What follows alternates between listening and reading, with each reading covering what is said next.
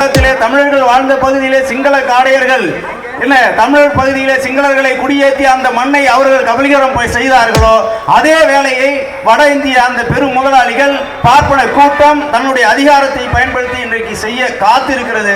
அதை தடுத்தாக வேண்டும்.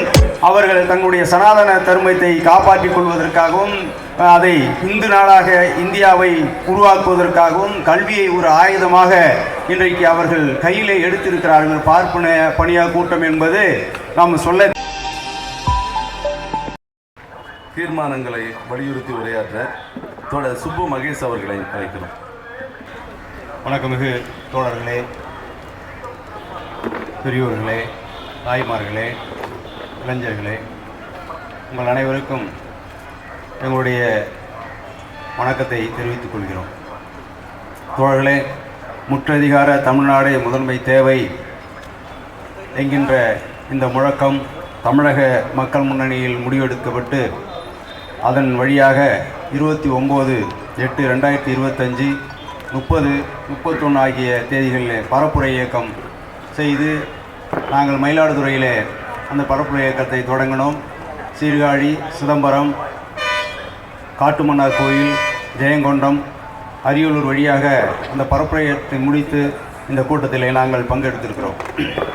வழிநெடுக மக்கள் இந்த பரப்புரை இயக்கத்திற்கு மிகப்பெரிய உற்சாகத்தையும் வரவேற்பையும் கொடுத்தார்கள்.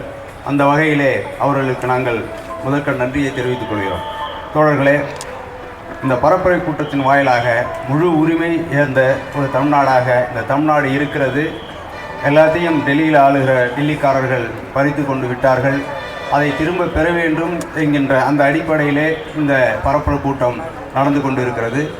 அந்த அடிப்படையிலே இந்த முற்றதிகார தமிழ்நாடு முதன்மை தேவை என்கின்ற இந்த பொதுக்கூட்டத்திற்கு தலைமை வைத்திருக்கக்கூடிய எங்களுடைய பேராசிரியர் அவர்கள் எங்கள் பகுதியிலே மீத்தேன் திட்ட எதிர்ப்புக்காக தொடர் போராட்டங்களை நடத்தி மக்களுடைய செல்வாக்கை பெற்றவர். மக்கள் திரள் போராட்டம் நடத்துவதிலே மிகப்பெரிய ஆற்றல் நிறைந்த தோழர் ஜெயராமன் அவர்கள் தலைமையில் நடைபெறுகிற ஜெயராமன் அவர்களே மற்றும் இதை ஒருங்கிணைத்து இந்த கிட்டத்தட்ட 2021 நினைக்கிறேன், அதிலிருந்து நாங்கள் இந்த முற்றதிகார தமிழ்நாடை என்கின்ற அந்த முழக்கத்தை கன்னியாகுமரியிலிருந்து சென்னை வரை ஒரு நீண்ட நெடும்பயணம் செய்ய வேண்டும் என்று நாங்கள் மக்கள் முன்னிலையிலே 2001 வாக்கிலே நாங்கள் முடிவெடுத்தோம். அப்போது அந்த கொரோனா அந்த காலத்திலே 2025 வரை செய்ய முடியவில்லை. அதுக்கு பிறகு இந்த பரப்புரை பயணத்தை நாங்கள் மக்கள் முன்னிலையிலே தொடங்கினோம். அந்த அடிப்படையிலே அதை ஒழுங்குபடுத்திய அதற்காக தன்னுடைய இரவும் பழகமாக தன்னுடைய ஆற்றல்கள் எல்லாம் செயல்படுத்திய எங்களுடைய ஒருங்கிணைப்பாளர் புயலன் அவர்களே, இதிலே வரவேற்பு நிகழ்த்தியிருக்கக்கூடிய ஆற்றல்மிகு தோழர் செந்தமிழ் வேந்தன் அவர்களே, ஒருங்கிணைப்பு உரை நிகழ்த்தியிருக்கக்கூடிய அன்பு தோழர் நிலவழகன் அவர்களே, இந்த மக்கள் முன்னணியின் உறுப்பு இயக்கங்களாக இருக்கக்கூடிய அனைத்து தோழர்களே, அந்த இதிலே பங்கேற்று முன்னிலை வகித்திருக்கக்கூடிய தோழர்களே, இதில் பங்கேற்று தீர்மானங்களை வரவேற்று மிக நீண்ட உரையை நிகழ்த்த இருக்கக்கூடிய தமிழ்நாட்டினுடைய ஆற்றல் மிகு தலைவர்களே, உங்கள் அனைவருக்கும் தமிழக மக்கள் முன்னணியின் சார்பிலே என்னுடைய வாழ்த்துக்களையும் வணக்கத்தையும் தெரிவித்துக் கொள்கிறேன். தோழர்களே, நான் ஒன்றும் இதில் பெரிதாக சொல்ல தேவையில்லை. ஏனால் முழு அதிகாரத்தையும் தமிழகம் இழந்திருக்கிறது என்பதுதான் உண்மை. கல்வியை முழுக்க நம்மளுடைய கையிலிருந்து பிடுங்கி எடுத்து விட்டார்கள். அவர்கள் தங்களுடைய சனாதன தர்மத்தை காப்பாற்றிக் கொள்வதற்காகவும் அதை இந்து நாடாக இந்தியாவை உருவாக்குவதற்காகவும் கல்வியை ஒரு ஆயுதமாக இன்றைக்கு அவர்கள் கையிலே எடுத்திருக்கிறார்கள். பார்ப்பன பணியா கூட்டம் என்பது நாம் சொல்ல தேவையில்லை. ஏன்னா செய்திகள் தினம் ஒரு செய்தி நாடாளுமன்றத்திலே தினம் ஒரு தீர்மானங்களை அவர்கள் நிறைவேற்றி கொண்டு அவர்கள் பாட்டிலே வந்து கொண்டு இருக்கிறார்கள். என்ன இங்கிருந்து தேர்ந்தெடுக்கப்பட்ட பல்தேசிய இன மக்களிலிருந்து பல்தேசிய இனங்களிலிருந்து சென்ற அந்த பாராளுமன்ற உறுப்பினர்களுடைய ஆதரவு இல்லாமலே அவர்கள் பெரும்பான்மையாக குரல் வாக்கெடுப்பு, கையை தூக்கி வாக்கெடுப்பு என்று சொல்லி அந்த தீர்மானங்களை நிறைவேற்றுவது எல்லாருக்கும் தெரிந்த தகவல் தான். முதலில் கல்வியை நம்மிடமிருந்து பிடிங்கி விட்டார்கள் என்பதுதான் ஒரு அழுத்தமான உண்மை. அடுத்து பார்த்தீங்க அப்படின்னாக்கா கனிம வள கொள்ளை, கனிம வளங்களை நம்மிடம் இருந்து பறித்து விட்டார்கள். என்ன அதற்கான தீர்மானங்களை அவர்கள் தொடர்ச்சியாக நிறைவேற்றி வருகிறார்கள். அதற்கான வேலைகளை டெல்லியில் வைத்து அவர்கள் புரிந்துணர்வு ஒப்பந்தங்களை கார்ப்பரேட் நிறுவனங்களோடு செயல்படுத்துகிறார்கள். அருகாமையில் இருக்கக்கூடிய அரியலில் கூட சுண்ணாம்புக்கல் வெட்டி எடுக்கிறது பார்த்தீங்கன்னா யார் தமிழ்நாட்டு முதலாளிகள்லாம் அதில் சுண்ணாம்புக்கல் வெட்டி எடுக்கல. ஏன்னா எல்லாம் வெளி மாநில முதலாளிகள், பெரும் முதலாளிகள், கார்ப்பரேட் முதலாளிகள் தான் வெட்டி எடுக்கிறாங்க.